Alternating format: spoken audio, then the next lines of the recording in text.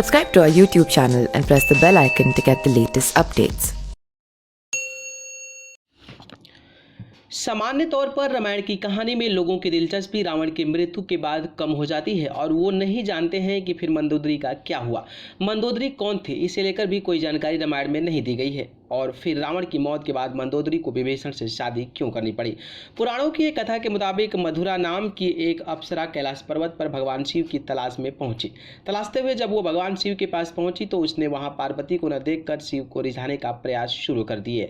जब कुछ समय बाद वहां पार्वती पहुंची तो उन्होंने मधुरा के शरीर पर शिव की भस्म देखी और फिर वो क्रोधित हो गई। पार्वती ने मधुरा को शाप दिया कि वो 12 साल तक मेढक बनी रहेगी और कुएं में उसका वास होगा। मधुरा को अपनी गलती की कीमत चुकानी पड़ी और असहाय कष्ट का जीवन शुरू हो गया।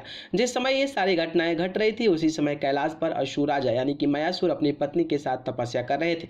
दोनों एक बेटी की कामना के लिए तपस्या कर रहे थे। 12 वर्षों तक दोनों तप कर रहे थे। इधर मधुरा के सांप का जब अंत हुआ तो वे कुएं में ही रोने लगे। सौभाग्य से असुराज और उनकी पत्नी दोनों कुएं के नजदीक ही तपस्या में लीन थे। जब उन्होंने रोने की आवाज सुनी तो कुएं के पास गए।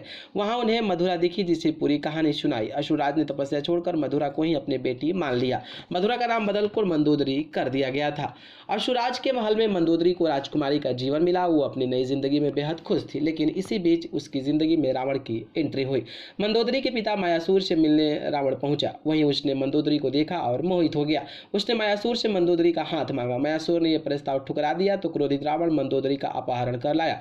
दोनों राज्यों में युद्ध की स्थिति बन गई, लेकिन मंदोदरी जानती थी कि रावण उसके पिता से ज्यादा शक्तिशाली शासक है, इसलिए मंदोदरी ने रावण के साथ रहना स्वीकार कर लिया। मंदोदरी का चरित्र रामायण में बेहद नैतिक दिखाया गया है। जब रावण ने सीता का अपहरण किया था तब मंदोदरी ने इसका विरोध किया।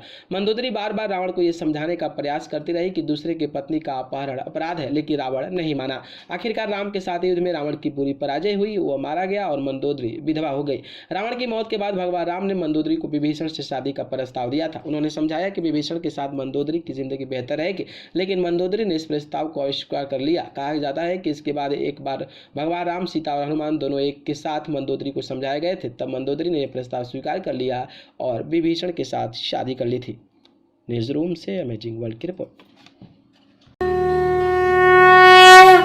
Subscribe to our YouTube channel and press the bell icon to get the latest updates.